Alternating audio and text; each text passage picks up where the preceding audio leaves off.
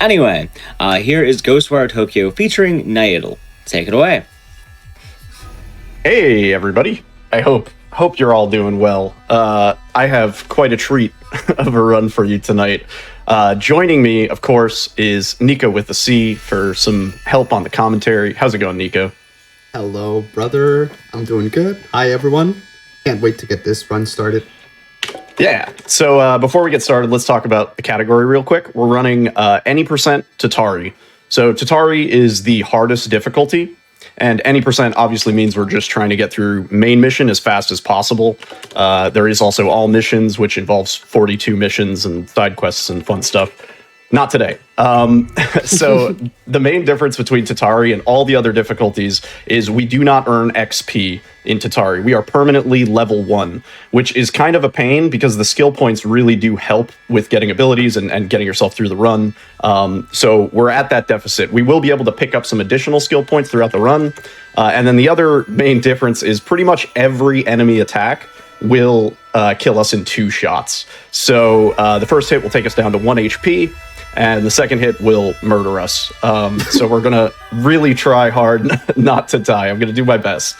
So I'm going to pick the difficulty, and timing will start after I skip the first cutscene. There's going to be a lot of cutscenes that we're going to be skipping. So let's get into it. So we're going to pick the difficulty, and it's going to give me some prompts real quick, and I'll count down from 3, 2, 1... Go. Good luck, brother. Thank you, man. So this is Ghostwire. It's a really fun game. Visually, perhaps one of the most interesting looking games I've played in a long time. To set up the story a little bit, we're playing a dude named Akito. And spoiler alert, the beginning of the game starts off with him kind of dying. However, we have our ghost buddy, KK, who sort of inhabits our body and brings us back to life because there's some stuff going on in Tokyo, and it's up to us to sort it out. So everybody in Tokyo has been turned into spirits. It's this big mess. There's fog everywhere. If we go into the fog, we take damage and eventually die. And our sister, Mary, is sort of missing, and we're trying to find out what happened to her. She was at the hospital last time we saw her. So we're going to head over to the hospital. You may have noticed I picked up a little plastic bag there. That's food.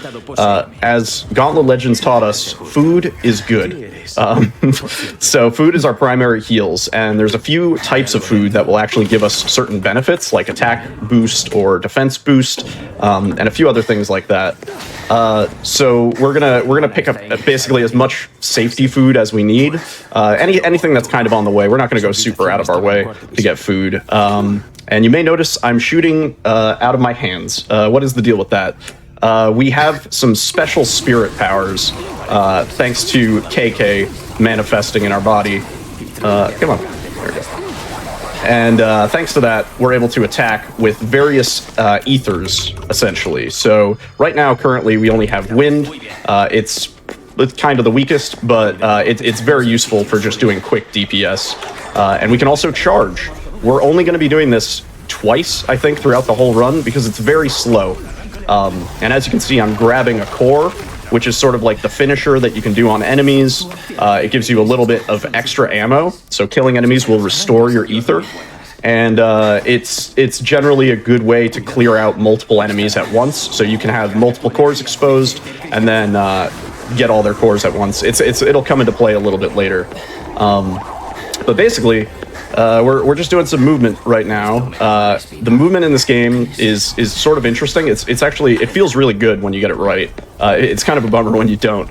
But there's no punishment for running into walls in this game. So you'll see me when I'm taking corners. I'm going to be like kind of looking into the wall and pushing it as close as I can go, just to get like the best possible line and save sort of as much time as possible. Also, as a slight word of warning, if you're photosensitive, there's some sort of flashing glitch effects, kind of like what you're seeing right now. They're not, it's not super over the top, but, you know, just be mindful of yourself. So now we're going to skip some cutscenes. Interesting thing about cutscene skips, fortunately, you can basically just hold the cutscene skip button through all the cutscenes, so you don't have to repress and sort of time your cutscene skips to get like a frame perfect cutscene save. So we found out our sister is in some trouble. She's been taken, and we have to go get her. Pretty typical sort of story here. Yeah, and just right here is actually where, if you've noticed, Little is playing on the Spanish language. This particular elevator is actually the reason why, because for some reason, the elevator comes down faster because it's like a dialogue trigger when the doors are opening. So the Spanish one is just faster, and that's why we have it. Yeah, there's actually 2 Spanish language options. There's Spanish Spain, and then there's another Spanish option, and basically we somebody did the math in the community to figure out that some of the dialogues are kind of significantly faster in Spanish. So for this run, we play in Spanish. Yep. So now we're on our way. We're going to take a little shortcut through the fog. You'll see the screen effect. That means I'm slowly having my health drained. It's not a huge deal. We're going to scoop some food, and we're in right now sort of the tutorial section. KK is kind of teaching us what the deal is with this spirit Tokyo that we're trapped in. And these are the first annoying dudes that we're going to have to deal with. So obviously, being the hardest difficulty, dudes are very tanky, and we don't really want to take any sort of damage, because as I said, Akito has no iframes. If he takes damage multiple hits in a row, he just goes down. There's no no sort of like chance for redemption, no frame that we can heal real quick and save ourselves. So it's a little, we're constantly threading the needle here. And right now we're going to go, we cleansed a first shrine, which is going to come up a lot, and the shrine clears fog and sort of opens up the map, because this is an open world game. It's actually the first open world speedrun I've done. And we're going to grab some katashiros, which allow us to capture spirits. In a casual playthrough, there are 240,000 spirits in this world that you can collect. There's a lot of collectibles, actually. There's 123 collectible items also. So if you're looking for a completionist playthrough that'll take a while, this is probably the one. So we're gonna capture some spirits. In a casual playthrough, you would be doing a lot of this, like hours of this, realistically. In the speedrun, we're only gonna be doing it once or twice. So, or actually just once, specifically, yeah. As long as I don't make any mistakes. Yeah,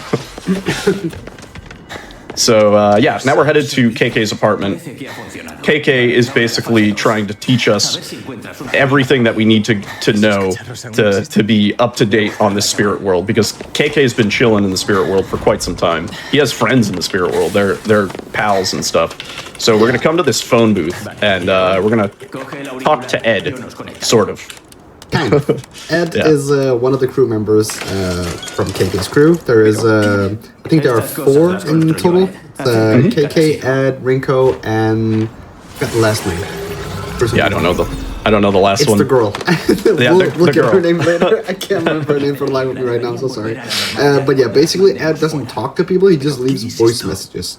So every time we go to a phone booth and there's some dude talking to us, it's basically Ed who left a voice message, says something to us. And Mari, that we went to visit at the hospital, who was in coma, has been taken by a guy who we only know as the man with the Hanya mask. And basically he has taken Mari because she is the perfect vessel, because she is floating between life and death.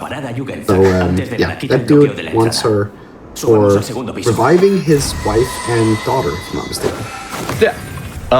So what you just saw me do is we did a hand seal to clear sort of the curse or the hex. We're going to be doing that a few times throughout the run. It doesn't come up too much in any percent. Basically what the game wants you to do is you kind of do a pattern with your mouse. However, there is a little tech where we can sort of skip having to do the pattern because the pattern is kind of slow, and we let KK take over and we can easily blast the hand seal.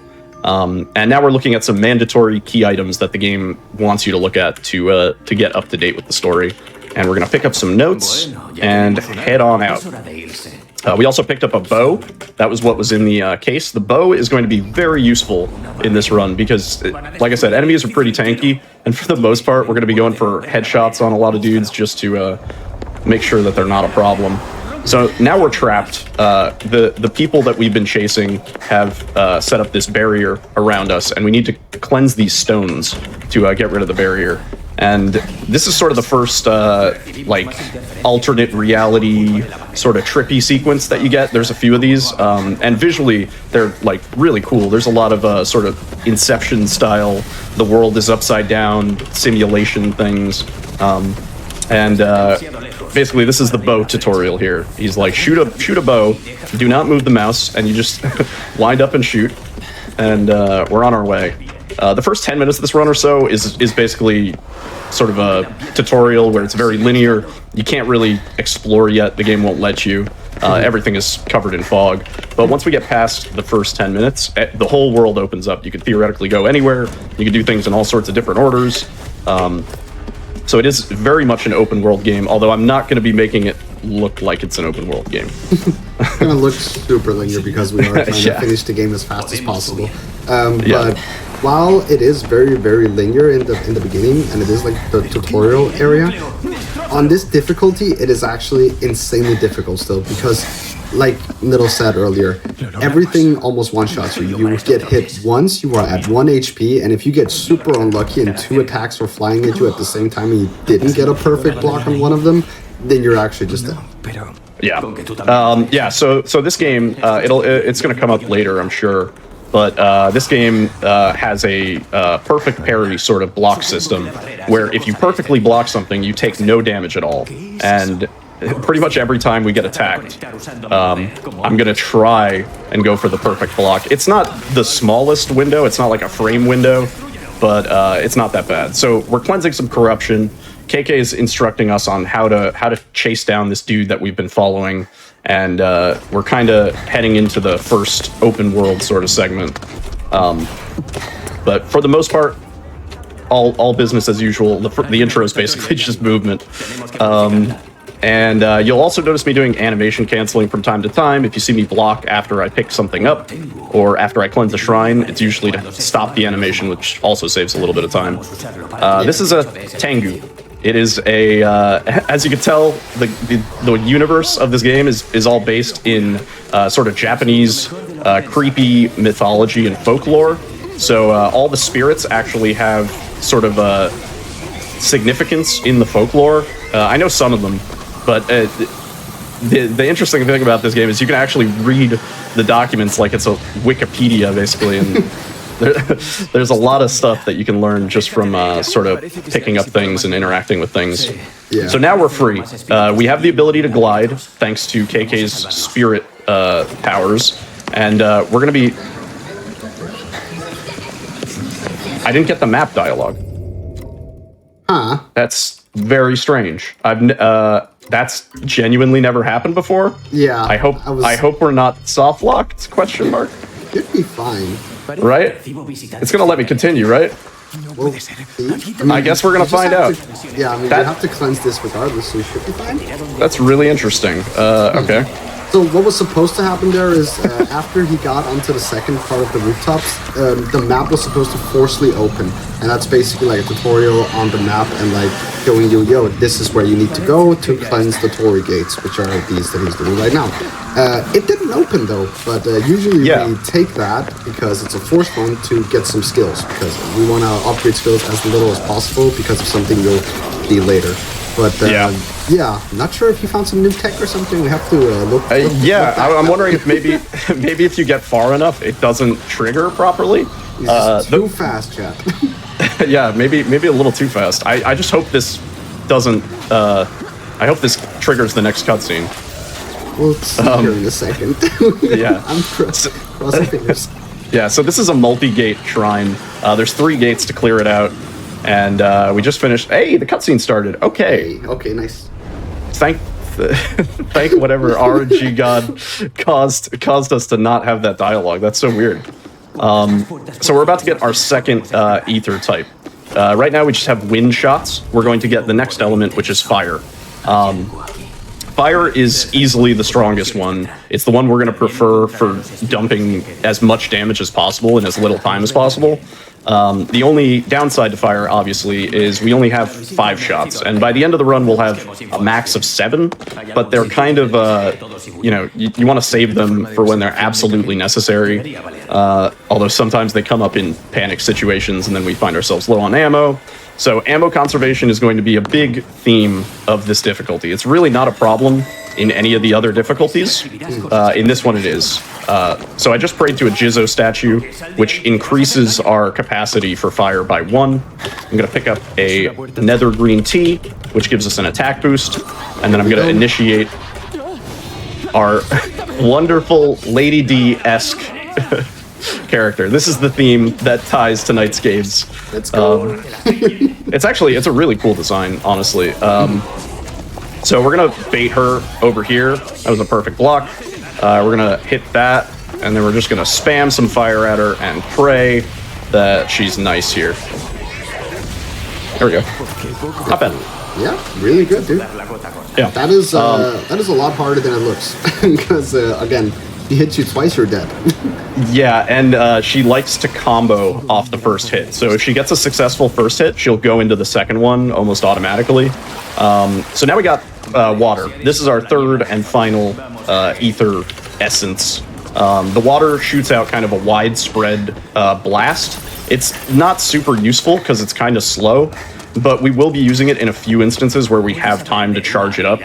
And now we get some fun movement. We're gonna do the tower climb. This was sort of routed and optimized by 7RayD.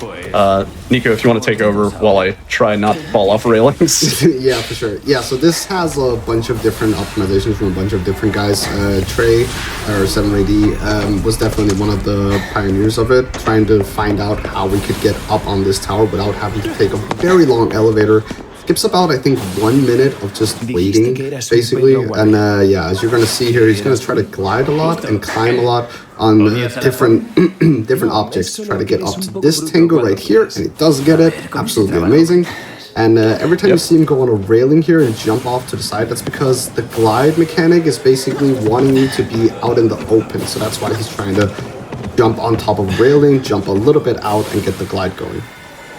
Nope. And now he's coming up to the rooftop fight, which is, I think, new enemies as well.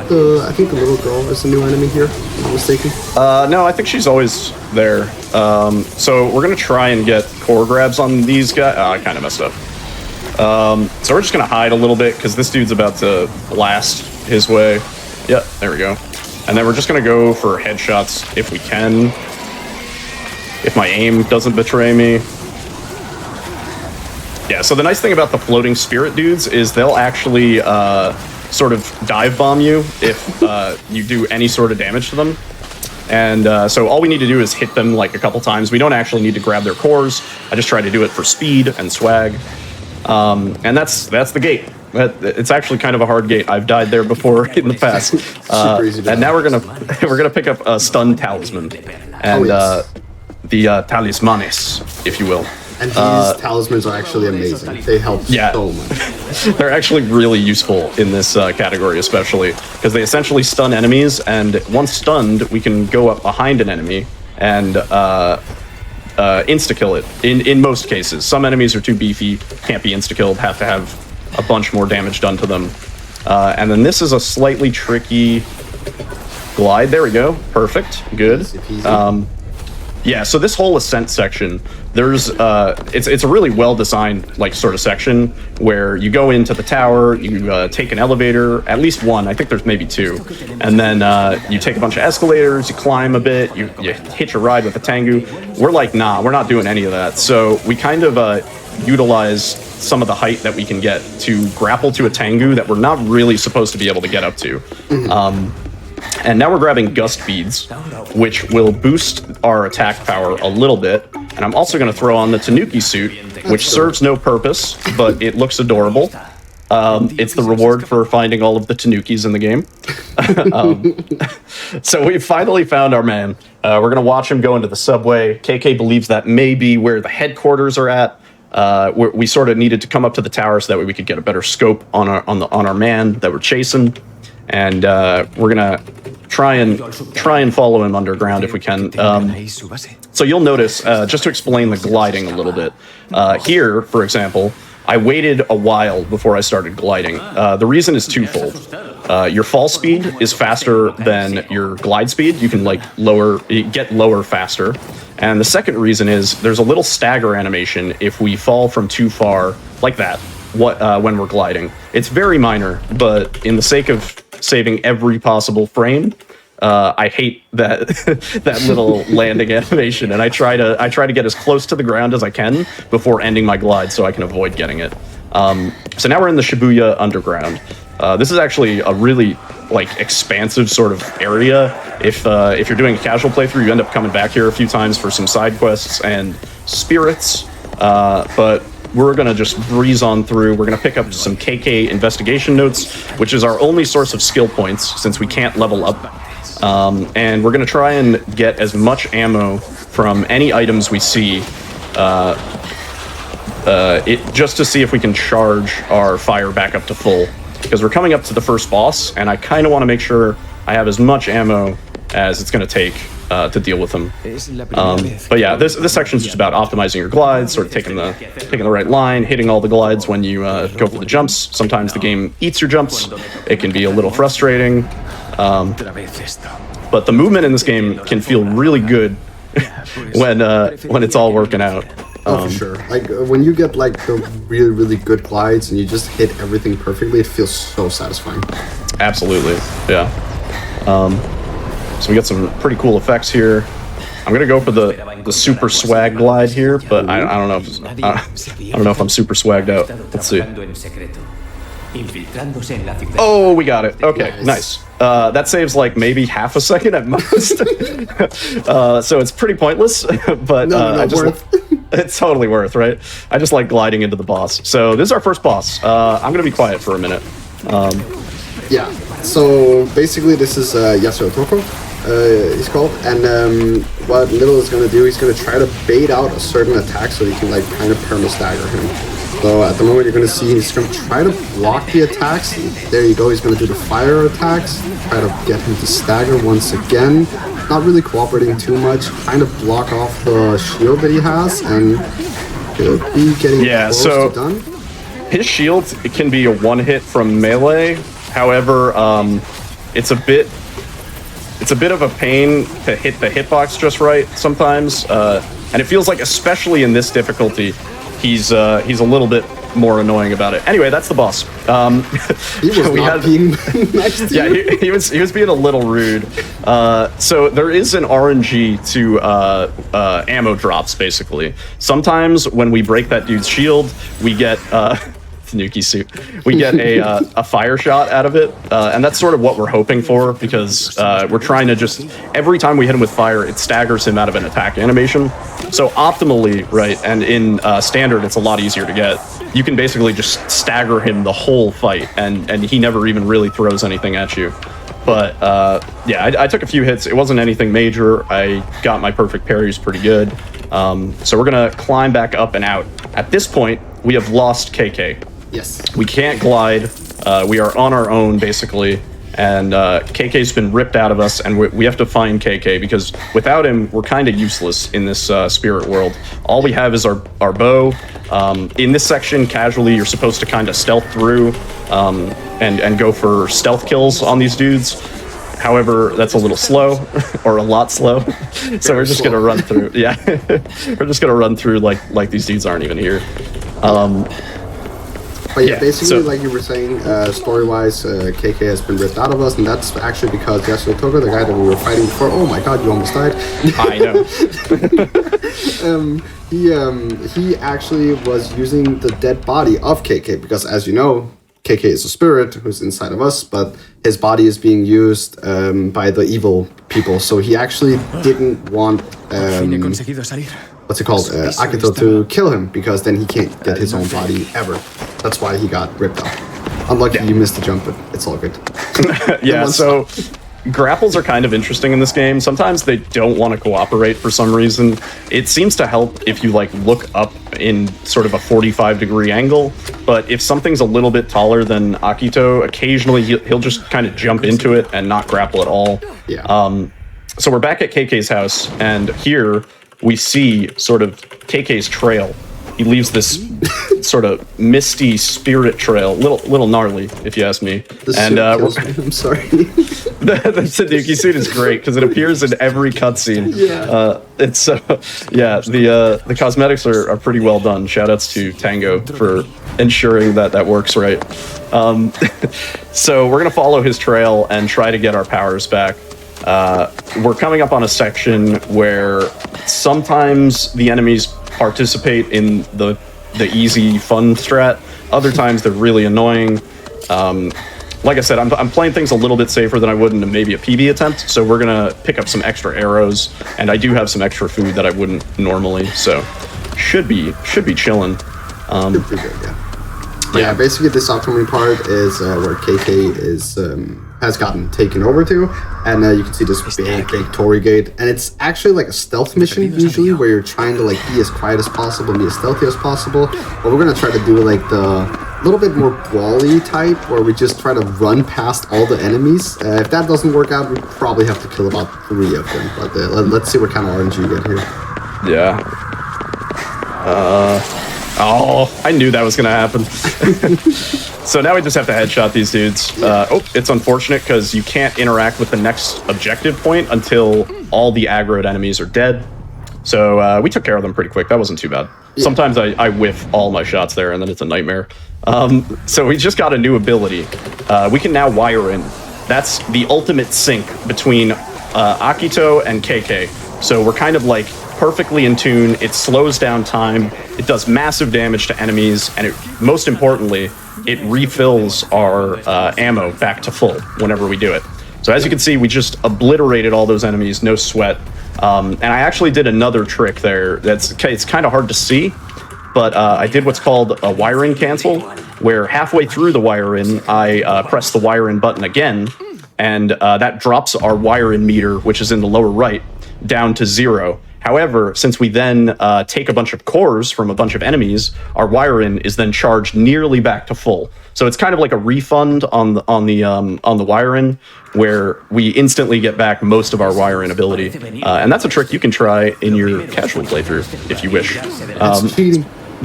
No, it's not. Come on, Dev intended, 100%. True.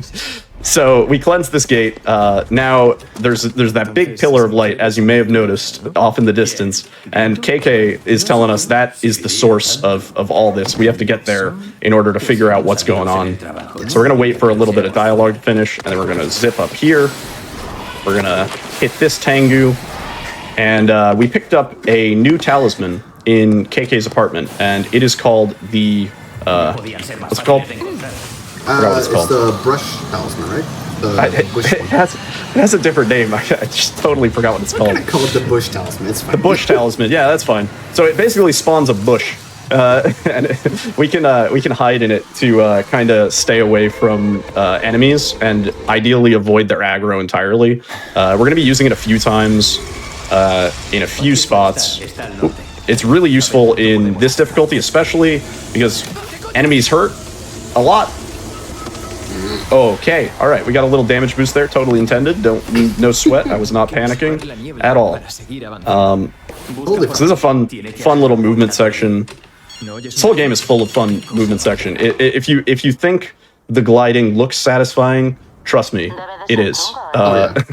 It's probably like the most fun part about getting around.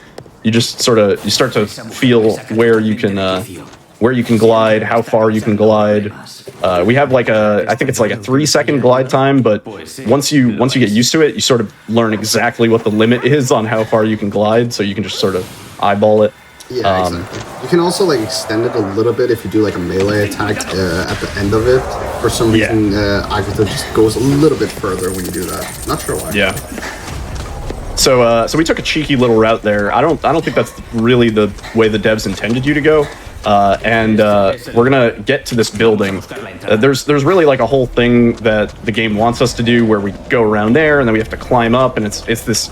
It takes a while. We're not going to do any of that. It's way too long. So we're just going to tango straight up to the roof and head to the door. And fortunately, the game wants us to look for clues, but it doesn't force you to look for clues, which is always really nice as a speedrunner because it's not a required checkpoint. Yeah. So we're heading inside here. We got a few fun sections coming up. I'm going to use my spectral vision, which I didn't explain before. Whenever you see me drop that little drop on the ground, that highlights various objectives. So you can see we get our wall hacks, we can see enemies and stuff, and that allows us to destroy that corruption by killing the core. And we're going to come into here and grab some more KK investigation notes. We've been hoarding our KK investigation notes to get skill points because we can't level up, and we are now going to spend some of those skill points. So I'm going to come over here, I'm going to upgrade wind twice, I'm going to upgrade fire once, which gives us piercing fire, so we can now hit it through enemies. I'm going to upgrade our quiver size so we can hold more bows, and the bow draw speed so we can draw our bow faster. And now we get to absorb this little cute guy. He's adorable, isn't he? Yeah, he really is. He's like the... Also a little bit terrifying. A little bit terrifying, but mostly adorable. That thing scared me so much the first time I saw it. I was like, I don't know if I should shoot it or what. So we're going to do as many cheeky little multi-hits through these guys as we can. That was pretty good, actually. That was super good. Yeah. And then we're going to finish off these guys. Oh, that works. And similar to every other section, the game wants you to kill these enemies to advance. We can't open any doors. We can't really interact with anything. So took care of those guys pretty quick. They can sometimes be a problem if they don't line up correctly. There is some quote-unquote RNG to how enemies will spawn in that can sometimes work for or against you. There's like certain shrines where sometimes you don't have to kill any enemies at all, and like they're just completely out of position, so they can't even see you. And then there's other times where they're directly in your face and attacking you as soon as you make eye contact with them. Yep. So we are now looking for Rinko. Yeah, I'm gonna do the stun trick here. Nico actually taught me this like just the other night. So we wait for him to walk forward a little bit, and we can come behind him, hit him with the stun, get a little mouth in our face action, which is beautiful.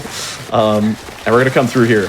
This section coming up is it's kind of like the Resident Evil 4 cabin section, if that makes sense, because it's like the faster you kill the enemies, the faster you spawn the next wave of enemies, and the faster you get out of the section, right? Yeah. So we're going to be trying to kill enemies as fast as we can, obviously, but sort of in specific orders so that we can have the next set spawn. And you saw me pop another green tea there. That's just for some extra attack boost.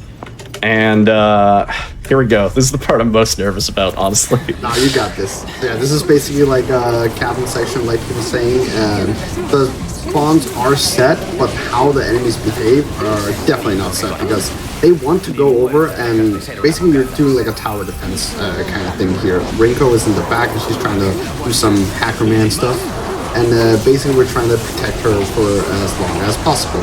And by killing these guys as fast as possible, we're going to end this segment as fast as possible, basically. Again, all the enemies spawn in the same spot, but if they do become super aggressive toward middle, it's going to be very, very bad time really, really quickly. Yeah, that got a little weird there. I don't know how that guy appeared there. That was a little absurd, but we're dealing with it. It's okay. That guy was sprinting, by the way. Yeah, I know. I don't know how he made it all the way to Rinko. So we're trying to defend her while she's hacking the mainframe over there. And so basically we're trying to deal with these enemies in a ammo efficient way. So I'm going to come over here and try to stealth kill both of these. Sometimes this one aggroes. No, okay, we're good. Nice. Yeah, and they can sometimes just turn around and hit you twice, and that's the end. There's nothing you can do. So it's a little dicey throughout, and these should go down in 3. And then for this guy, I have a new strat that I'm trying out with him because he's a pain. So we're gonna go 4 headshots. Oh, I think I missed that 4th headshot, and then we're gonna shock. And then we're gonna quick purge, and hopefully this kills him. Otherwise, I have another flame round for him. Yeah, that's what I thought. Oh, never mind. I do not. Oh. It's okay. He should. Okay, good. We're good. Whew. That guy is the biggest problem in this section, by far.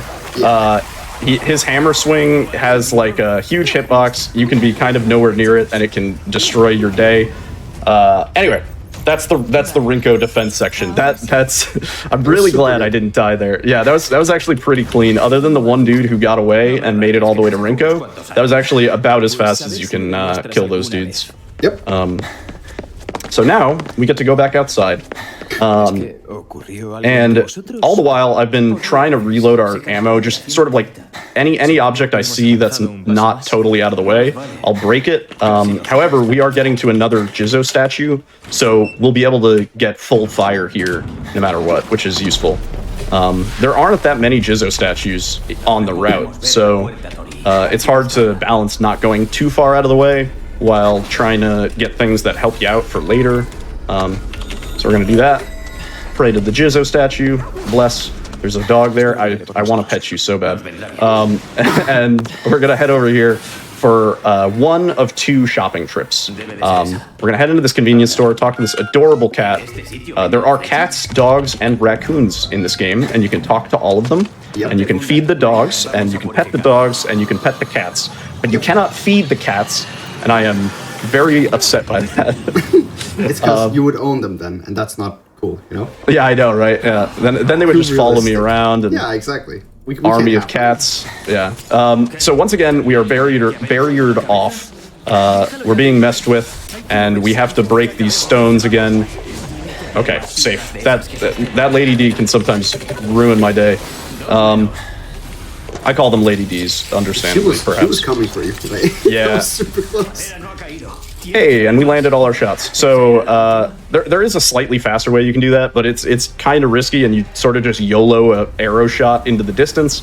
A lot of people who watch that are like, did you actually shoot the things? Because I didn't see them. And I'm like, no, I definitely shot them. We made it out of the section, don't worry about it. So now we're kind of locked in a dialogue with KK, and we're waiting for him to tell us some info. He's going to be like, you got to get a phone card, and you got to find a phone booth, my guy. But not any regular old spirit phone booth. It's a special one with a special symbol. Oh, so it's another color, he says. Yeah, it's another color. Yeah, because they all have symbols on them. Yep. But this one's special. So we're going to go find that specific phone booth. The game has you look around at like 3 different phone booths. It's kind of a goofy section. Yeah. We're going to just blast these. And speaking on the enemy design, you're probably wondering what's up with all the students running around.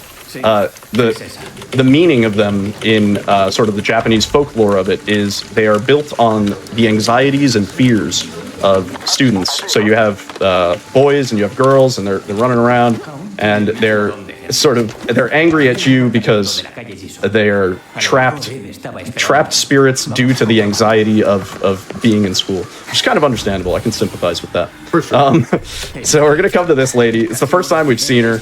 A bit of a horrific boss design. Let's see if I can nail these shots. Yeah, this one is also super terrifying. 3.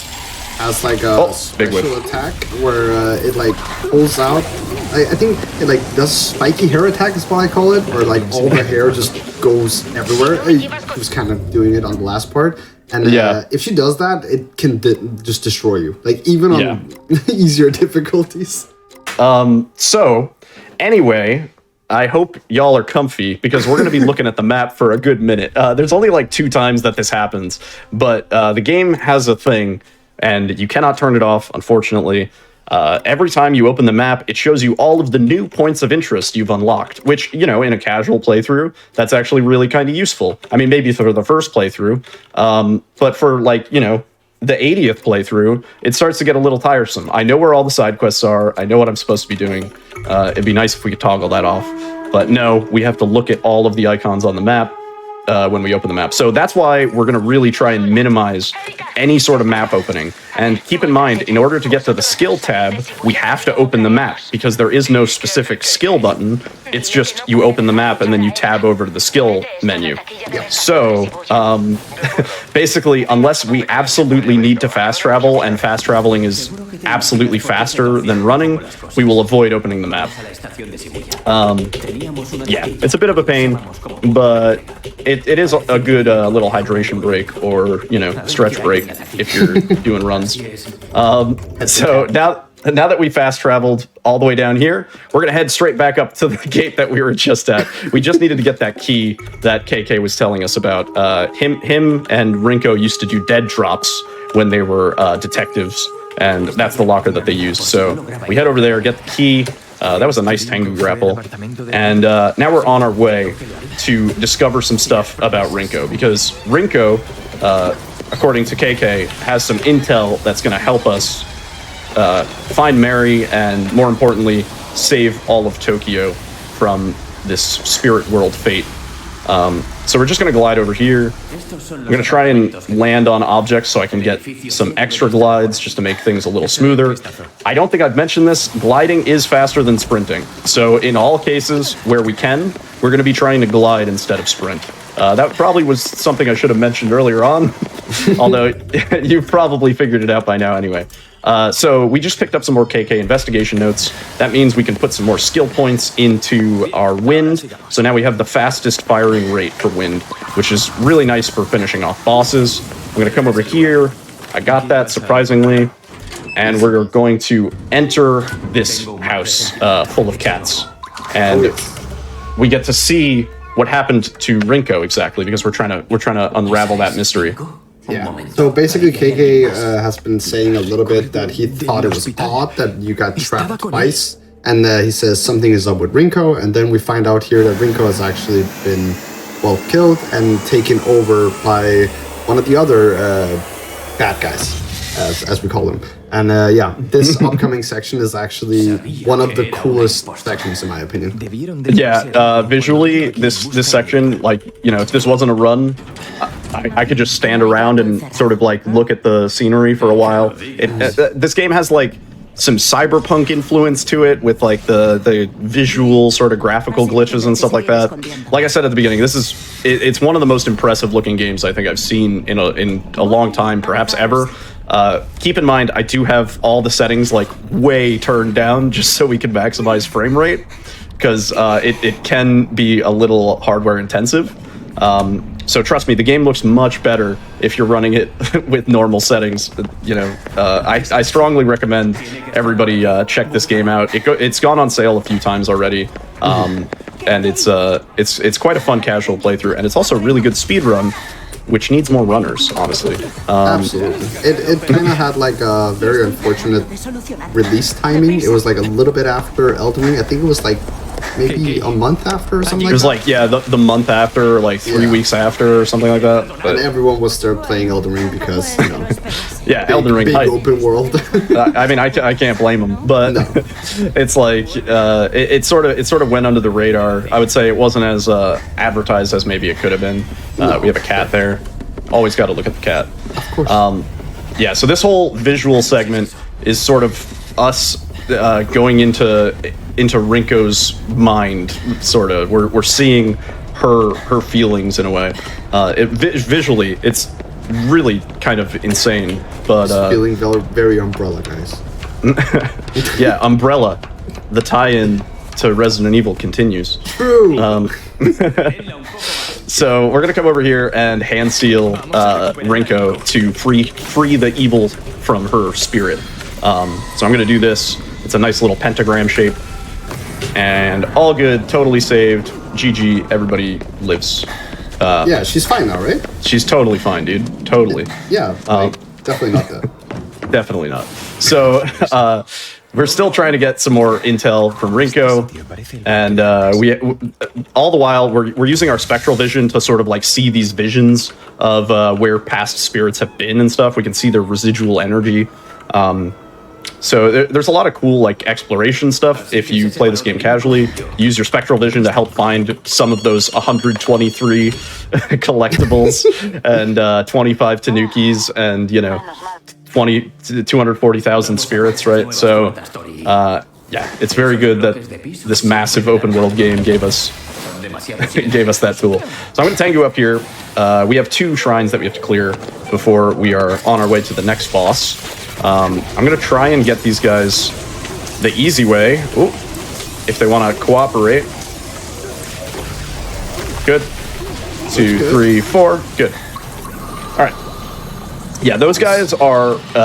It's kind of funny. They're actually like the weakest enemies in the game. However, in this difficulty, because of how you can take ranged damage and it can instantly kill you if there's multiple shots heading your way, they are actually some of the most dangerous.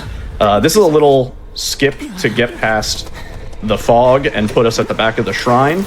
You can go through the fog, you can kind of traverse it, but you can't interact with anything while you're in the fog, and you die relatively quick. So we're gonna blast this dude. Okay, that could have killed me. That was a really close dodge. So that was good. We're gonna come down here to these next group of enemies. We're gonna ignore these guys. Hopefully we're gonna ignore these guys. Sometimes they follow me down the mountain, and it's really a problem. We're gonna hit them like that. Oh, I don't know if I hit this guy with the fire. I probably should have. All right, and then we're gonna get her down, maybe. Yeah. Okay, and I'm gonna crouch while I cleanse this Torii gate just to try and avoid aggroing.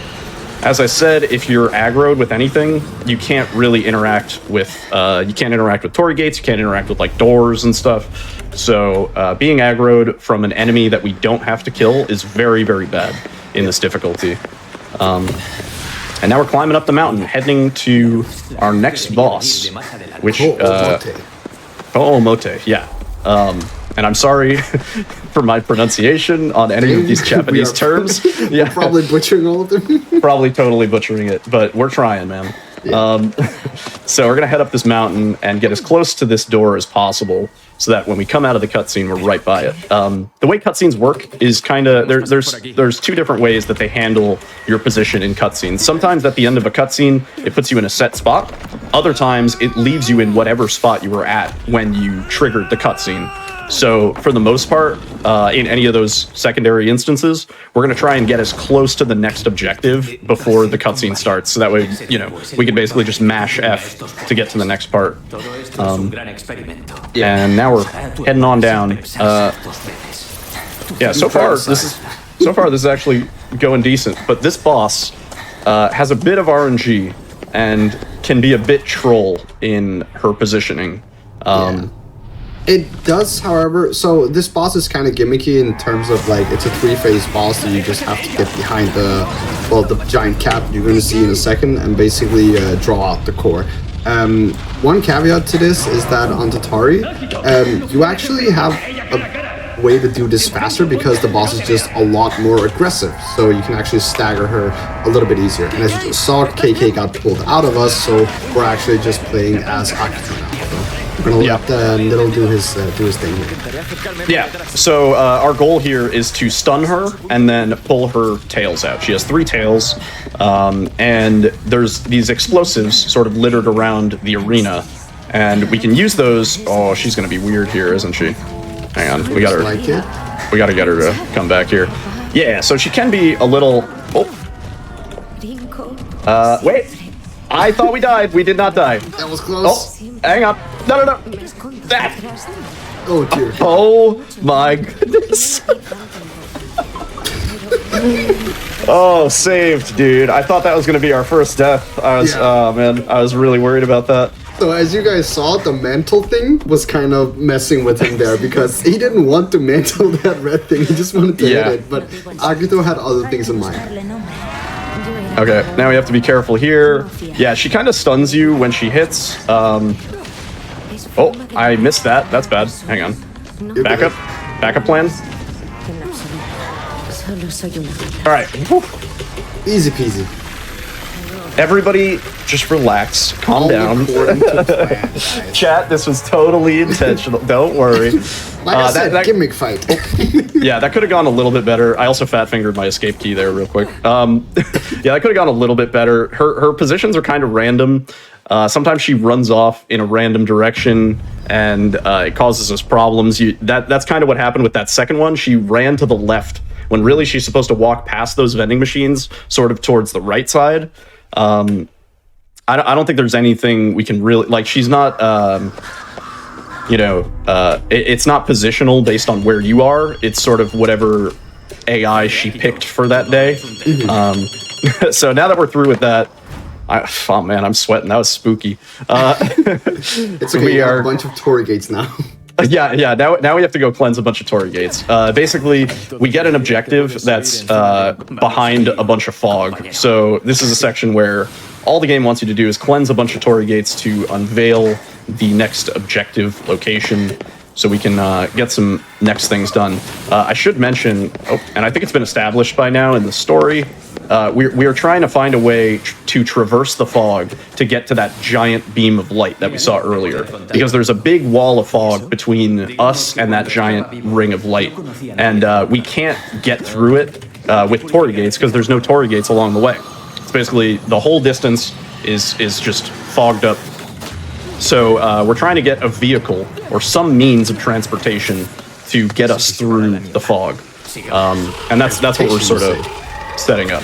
Oh, okay, that was close. So we're gonna zip on through here. I'm gonna try and do some cheeky bush strats if they work. Sometimes they don't, and I'm not sure why. It's kind of just whatever the flavor is. Yeah. So let's see. Come on, bud. On aggro. You gonna stay aggro? Yeah. Okay, that guy didn't want to cooperate. Everybody else cooperated, but that one guy, he was like, no, I see you hiding in that bush in plain sight. I know your tricks. Yeah. So we're gonna try not to. Oh. Sorry about that. So there's some weird camera stuff that happens here. We have to climb back up here, which is a little memey. It's okay. Yeah, it happens. So yeah, basically what happens is there's like a forced camera lock where it like turns you to the left. Usually if you just hold straight, the camera won't go that way, but yeah, Noah got super unlucky there and got drawn that way. Yeah, it's really janky how it happens, because KK is like, hey, look over there. There's like a giant off in the distance. And whatever you're doing, the game sort of rotates your camera in the direction of the giant, because it's like, yeah, dude, you definitely want to look at that giant. But if I'm in the middle of like jumping or a glide or something like that, it redirects all your movement to that direction. So we have a bit of another gauntlet RE4 cabin type section coming up where we're going to have to kill enemies as fast as possible. I'm going to play it safe here for marathon reasons. I'm going to do what's called a wire-in reload. And this is a little complicated, but basically what we do is we hit our wire-in, and then we save and we load. And as you can see, I have full ammo. However, I also have basically full wire-in. So we can get all the ammo benefits from our wire-in, and we get to keep the wire-in. So we'll be able to charge it soon, probably after these dudes, and we'll have a wire-in for later, which is going to be massively important. So there we go. We have full wire-in again. Huge, easy peasy.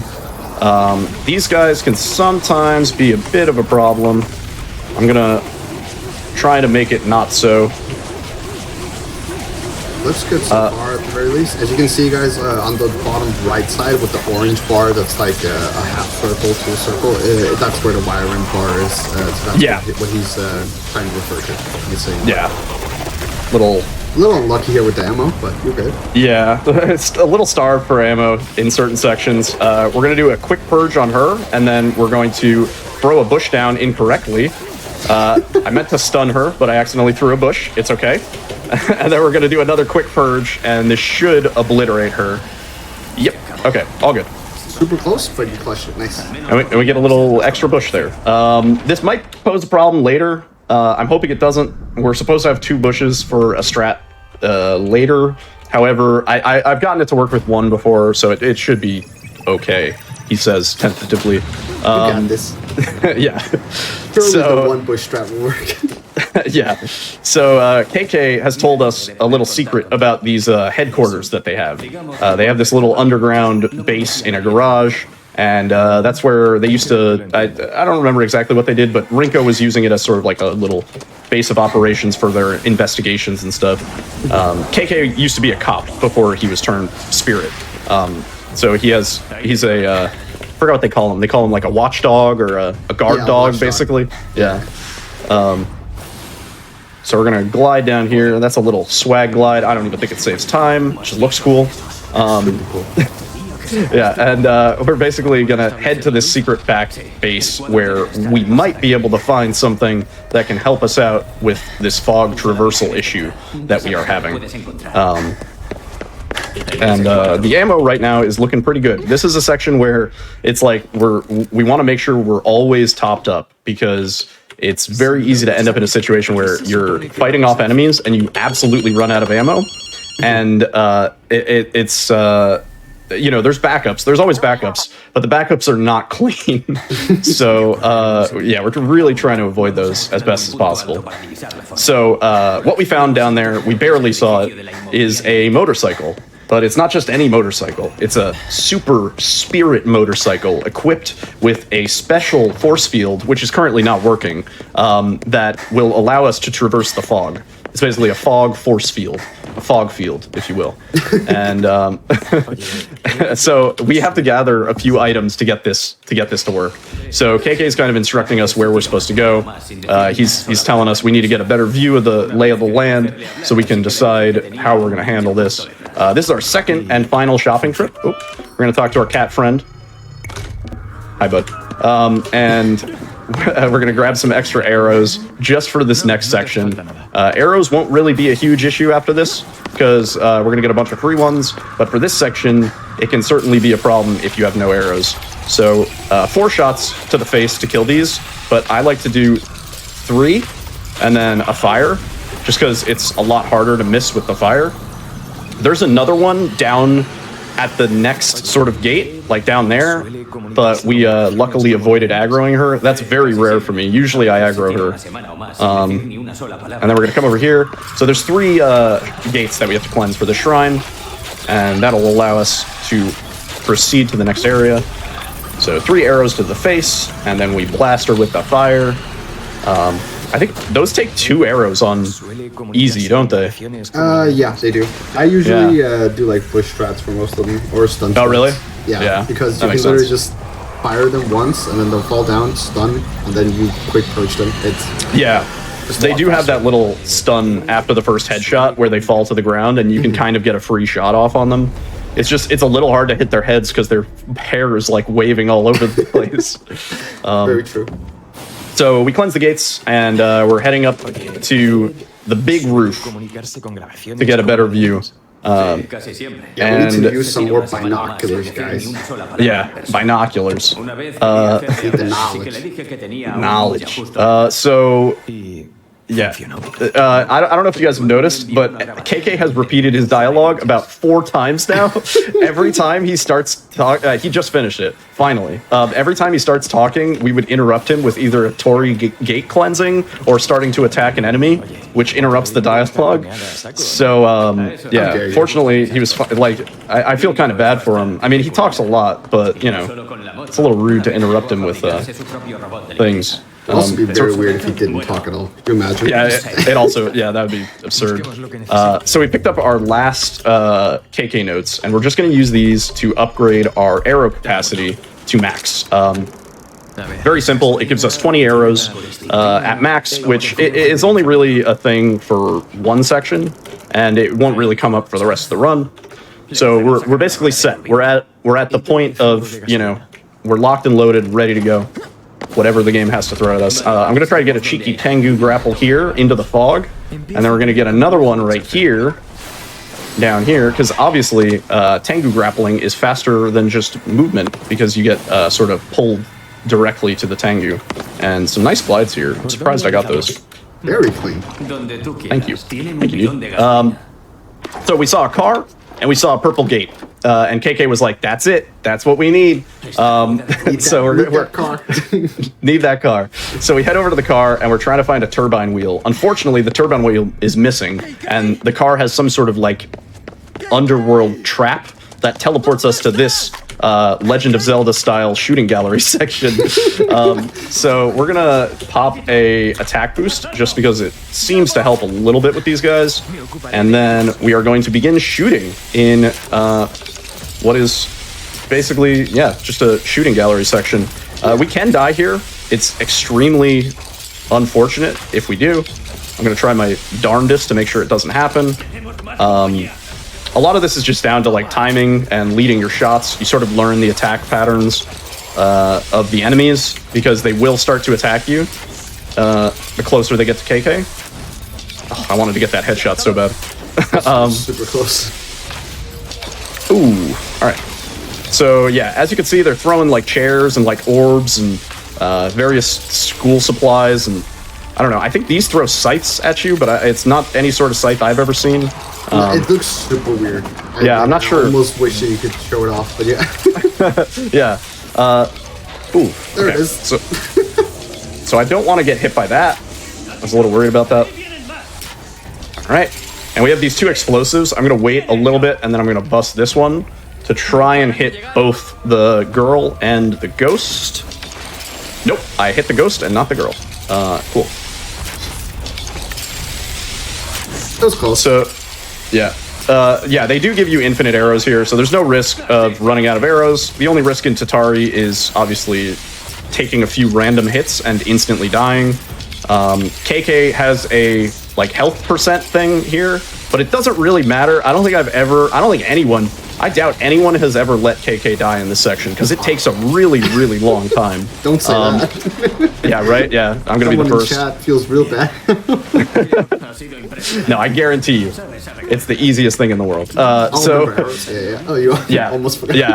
Yeah, I almost forgot. So the nice thing about that huge quiver is we can reload our arrows at the end. So even though we end with like no arrows, we get a bunch to take into the next section, which is perfect because these dudes are just begging for an arrow to the face.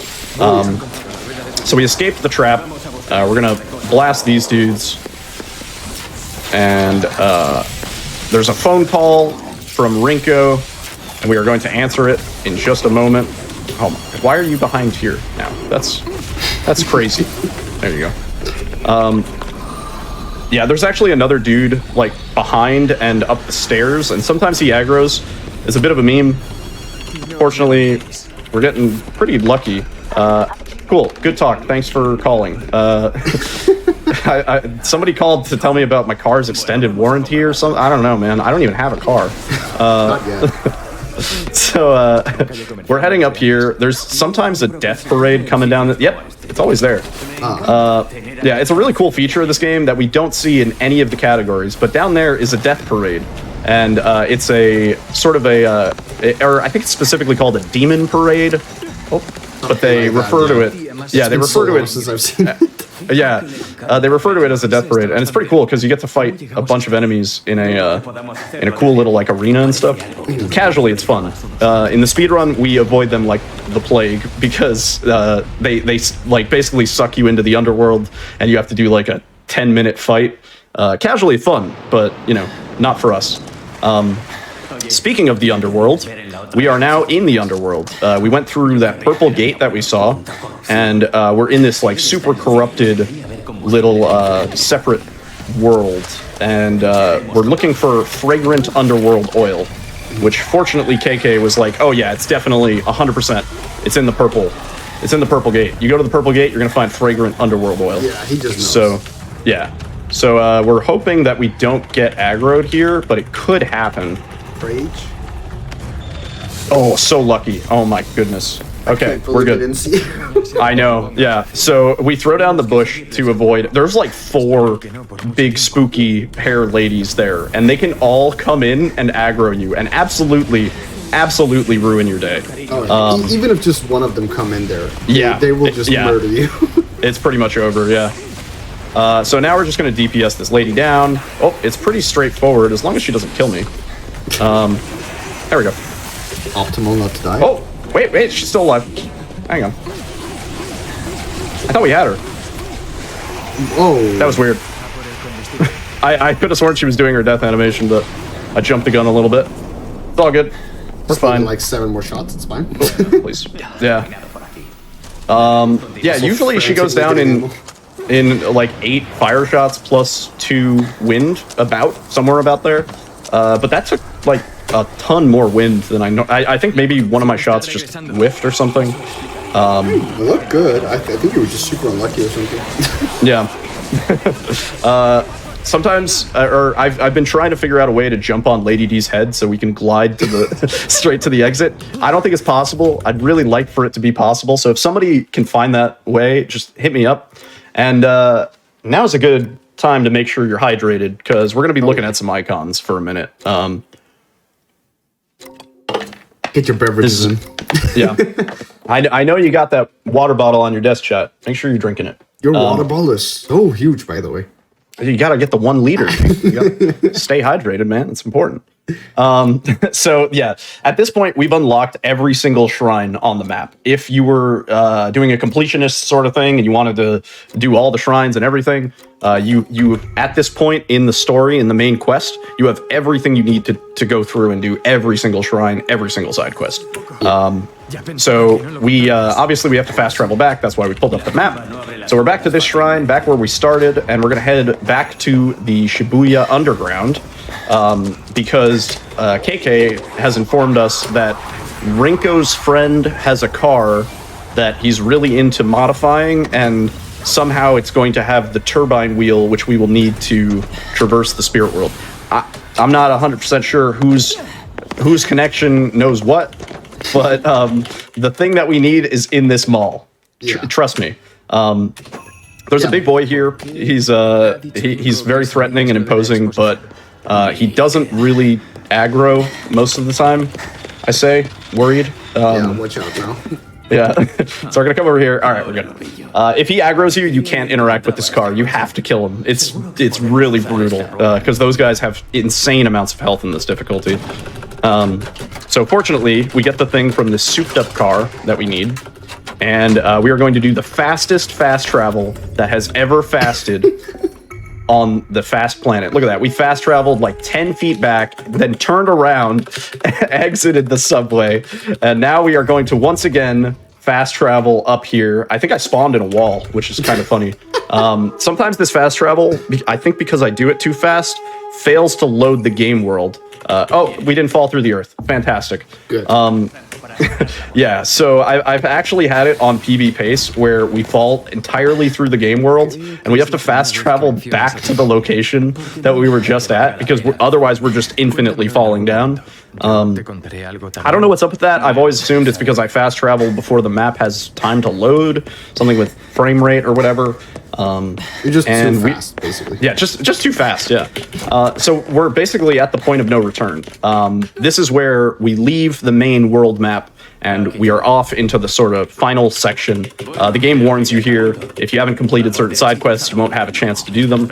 So, you know, always like that feature, by the way. That's always a very nice touch.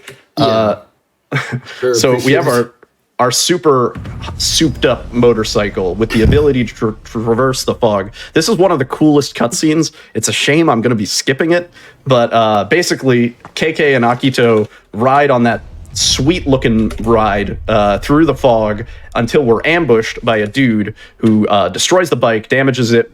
But fortunately, we make it to our destination, Tokyo Tower, which, not to be confused with Eiffel Tower, looks kind of similar. And we are now heading into essentially the boss rush of this run. We have 3 bosses basically back to back to back with a big old walking section in the middle. This is the shortest chapter. If you guys have noticed the small characters that come up sometimes and it says chapter something, this is definitely the shortest one. Yeah, also, definitely. this is where we say goodbye to Rinko. Say goodbye to Rinko, everyone. Unfortunately, Rinko is gone. I'm gonna make a safety save here because the game doesn't checkpoint here, and if we die during this boss fight, and it is a very difficult boss fight, we get sent all the way back to before this cutscene. So just in case, I'm making a safety save. We're not gonna die though, no chance, right? Also, arachnophobia warning. Yeah, definitely. So this is Okina, big spider boss lady, as I like to call her. She has a few really cheeky attacks that she can do. I'm going to take intentional damage here, which sounds crazy, I know, just so we can pop a attack boost, because that's really going to help here. This can insta-kill us, so we have to be really careful when she gets up for that attack. That can just obliterate us completely. That was a really good first core, I will say. That was so good. So now we're going to get underneath her a bit and sort of abuse the fact that we can hit this. Yeah, this looks kind of weird, but basically what you just need to know is there's a core right there that he needs to attack, and he's like kind of clipping into the model and just yeah, he started blasting. There we go. Yeah, just started blasting basically. I don't see so good, so I missed. So we're sort of just trying to sink as many shots as we can to try and interrupt. Oh, please don't do it. Okay, all right. That's the really scary attack. Yeah, that's the really scary one. So now we're forced to use water, which is kind of annoying here because it doesn't, as you can see, it doesn't really hit very well. She should be really close though. Okay. So kind of a bummer. We have to run and get some backup ammo, just due to how this worked out. Well, it's not a huge deal. Let's not die though. There we go. It was literally one shot. I knew it. Okay, there we go. I wonder if a melee would have done it. We can't melee that core. Otherwise, I 100% think it would have. Yeah, I totally think a melee would have done it. Yeah, so when it comes down to it, we can always melee a core if we really need to. It's obviously slow. That is the second major reset point, I would say, of this run during PB attempts. I'm really glad. I'm like really glad we were able to get that clean. It wasn't perfect, but I'll take not dying seriously because it's you know, you get kind of stun locked when you get that first hit from the big ring attack, and there's not much you can do about it once that happens. Are you gonna do a wiring thingy here? Before? Yes, I'm gonna do it actually at the elevator because I found out a cheeky way to do it. Also, the second point of no return for some reason. Yeah, it is actually the second point of no return, and it's weird because I don't think you can actually travel back. You can't go out of here anyway. So it's like, are you sure? What am I gonna do? Yeah, exactly. Yeah, it's you're already past the point of no return, so you know you just gotta keep on trucking, you know? I think it's because there's like a shop on the side, and it's like, oh yeah, that might be it. You can buy anything, but it's still so weird that there's two like back to back like that. So we're gonna do a little trick where we press the elevator button, but we are not in the elevator. And then I'm gonna wire in, and I'm going to save, and I'm going to load. The elevator trick is mostly for style, but the wire and cancel is on purpose. So we can't enter the elevator now. We kind of busted the game. And we're going to continue the dialogue as though we are in the elevator. It's just a little meme-y glitch. It doesn't really serve any actual purpose. For the most part, as you've probably seen, this runs like very vanilla in terms of glitches and stuff like that. There's mostly just like tricks and small skips. There's not really any like major glitches, at least currently. Little did once fall through the elevator in the hospital in the beginning of the game. But unfortunately, the elevator door does not open on the bottom. Yeah, all it ended up in was me being trapped in the elevator shaft and having to restart. Yeah. So it wasn't really a worthwhile sort of glitch or one that we would like to recreate. We had though, for like 1 day. Yeah, for like 1 day. Yeah, so here we go, second boss in the final set of bosses. I'm gonna try and go for a little stun lock action here if I can. Yeah, basically he's going to try to do the fire one as much as possible, depending on what type of ammo he actually gets from Yasuo Toko. But every time he does the wide arm attack, you can see that's where he's either going to try to stun him out of it with a fireball attack, or let him do his guard shielding thingy and then do the melee attack. Also, you're seeing the perfect blocking come in on the first and the second one of the green attacks that he's throwing at him, and he's trying to jump the third one every time. He's doing super well so far. A little low on ammo here, so he has to use the water element once again. Hang on. There we go. Hang on. Don't do it, bud. Just chill. Just chill for me. There we go. Yeah, we got a little unlucky on the ammo drops. So, like I said, sometimes when you break that shield, he gives you a fire shot. Other times he just doesn't. we got pretty much no fire shots on any of the shields we We got broke. like 2 or something. Yeah, so that kind of slowed down the fight a little bit. There's objects around the arena that we can break for extra ammo if need be. Let's try and get him out of that. Yeah, nice. I don't like that big animation he does when he jumps into the air. So if I can stun him out of that, I'll go for it every time. There we go. And I got the fire. Huge. Yeah, so the perfect parrying comes into play when he does that green attack. You'll usually see me block the first and the third, because the second one, as long as you're jumping, never hits. Yeah. And sometimes the second one never hits. We need more ammo, actually. It's a little rough. You're getting no fire shots here. There's another perfect block. There's another perfect block. Oh my god, please. There's another one. Even he started using the water. Yeah, right? Yeah, even he switched in my honor. Come on, bud. Oh, that was a little rough. Hang on. Super unlucky right here with the ammo drops, but I am kind of baffled by how. There we go. Finally. Okay. He was not dropping a fire at all, dude. We're gonna try and grab a little bit of extra ammo just from this arena right here. Yeah. So yeah, I see someone in chat asking if this was a boss earlier. And yes, it was, but we did not finish off the boss earlier because KK's body was inhabited by this boss, so therefore we let it live. But this time we vanquished it, KK and Akito side by side in this cutscene. Yeah. Yeah, so I think this is the only boss that we fight twice, technically. In the beginning, he just has one phase. In this second one, he has 2 phases, and he has a few different variations on his attacks. But for the most part, it's the same boss fight. You just have to do it twice, you know? And now we are pressing onward for 7 minutes. Yeah, so if you guys have any questions, anyone at all, please feel free to write them in chat. We can answer any and everything. It doesn't have to be about the game, but preferably about the game. Yeah, right.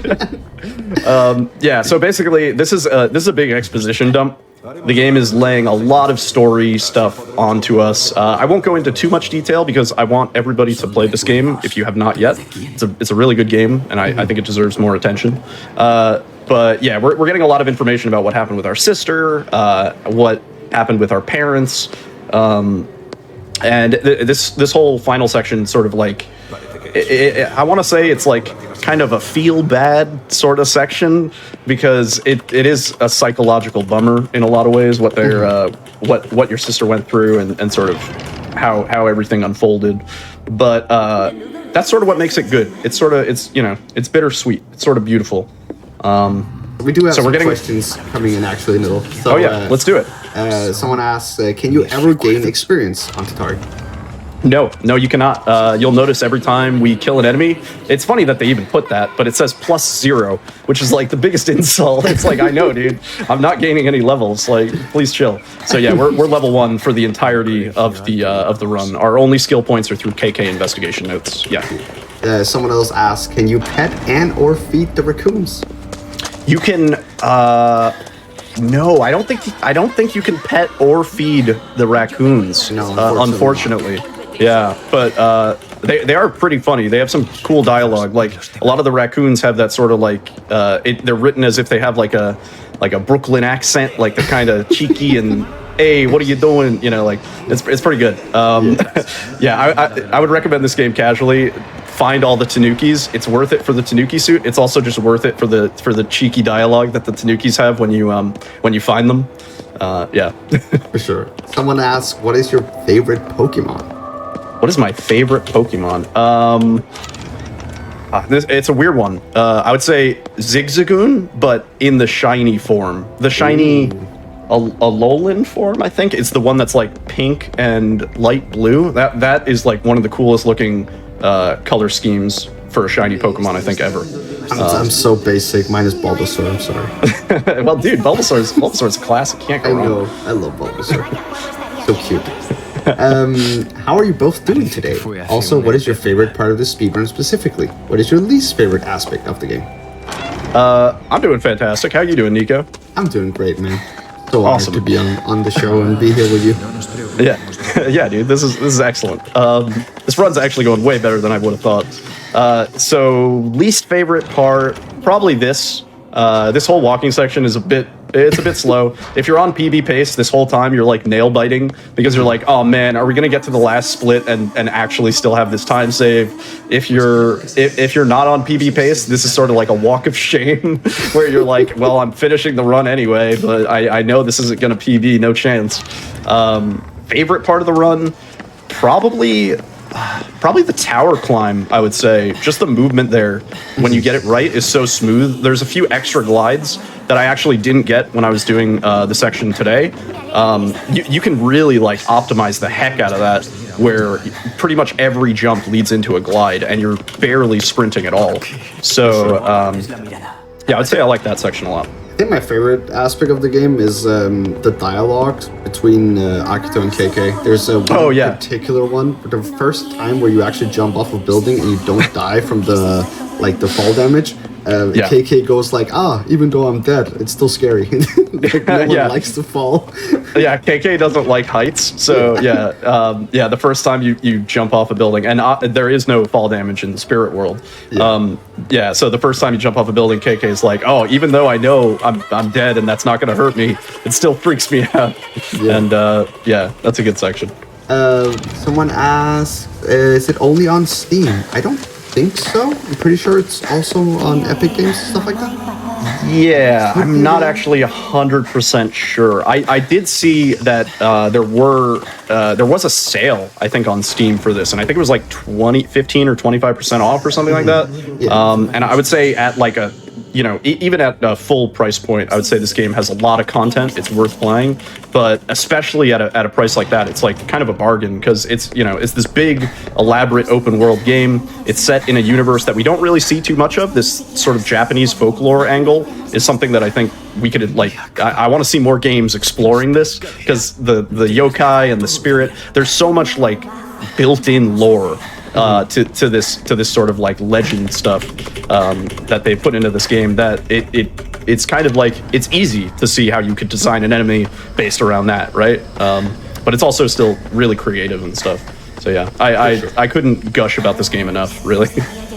We also have a question that says, is this a grindy game for casual play with all the map clearing, etc.? I would say no. It's like kind of what you make it, which is kind of cool. Like you don't have. There's definitely you don't have to clear all the gates. You could complete the game without clearing all the gates, sort of as we're doing, or you could really go all out if you want to. It gets Banjo-Kazooie levels. If that's the question, is it a collectathon in some ways? Yeah, there's no getting around that. 240,000 spirits, and you get maybe 200 spirits, 300 spirits per clump. You're going to be collecting a lot of spirits. My 100% save took about 30 or 40 hours, which really compared to other games isn't that bad. But yeah, casually, it's however much you want to play. If you wanted to, I'm sure a casual playthrough where you mostly just focused on main quests, maybe a few side quests here and there, 6 to 8 hours. It's not the longest game if you're just trying to get one thing out of it. Yeah, but anyway, now we're in Skyrim. We're almost done with this long walking section. Thank you guys for asking questions. That wasn't so bad. Yeah, y'all made that go by like really fast. So yeah, we're at the end of this walking section. We've been getting our plot dumped, and KK is sort of like encouraging us. Akito, he's pretty bummed out at this point, but KK is like, dude, you got to press on. You got this. Yeah, you got to do it for Mari. Yeah, you got to do it for Mari. So we're coming up to the final boss. And this is perhaps one of the most interesting boss designs. It borderline looks like an Elden Ring sort of thing. So we're going to be trying to land as many of these shots as we can. Obviously, when it's moving around, it's a little difficult, but you kind of have to lead your shots as much as possible. Yeah, specifically, he's going to try to land the shots on the mask, because that's the only place where it actually does damage. And it's basically all the bosses combined to one boss, called the Amalgamation. We just clipped into it, which was kind of interesting. I've never seen that before. Oh, wow. Yeah, so some of these attacks are a little rough. Oh, hey, wait. Actually, that works. I just meleeed the face of So yeah, some of these attacks are a little rough. They can insta-kill. The tornado attack in specific is the one I hate and the one I look out for the most. We're kind of stuck here. I want to move. There we go. So we're going to try and take out these guys. These dudes are a little bit stronger. They're like the shadow forms of the people we were fighting before.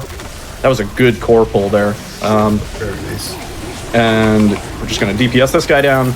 The boss has iframes when he's emerging. Once emerged, we can start blasting again. I'm just going to break any items that we run past for extra ammo. And we're going to go for this face, I think. I was testing some stuff in practice, and I might have a way to speed this boss fight up. I was like, I'm not going to try it for the sake of consistency, just because I want to be able to finish the run successfully. But yeah, I think I have a way to optimize the heck out of this boss fight at some point in the future. Please don't do it. That's a weird attack, man. That was a very not seen that one. I've seen that one once, but that wasn't my casual playthrough, but I didn't know what I was doing. Okay, good. Please, just die. Oh, man. We are starved for ammo here. This is kind of annoying. We are going to do a... Yeah, we're going to do a wire in after this next phase, but I'm sort of trying to save it. I might just pull it. Honestly. Maybe. There we go. Okay, we're good. Whew. So the boss gives you a full reload every time you destroy a face. So that's kind of what we were looking for there. So I'm going to spam as much fire as I can, because we're going to hit our wire in, and we are going to reload all of our ammo anyway. Why can't I move? Hang on. It's the tar. That was a little worrying.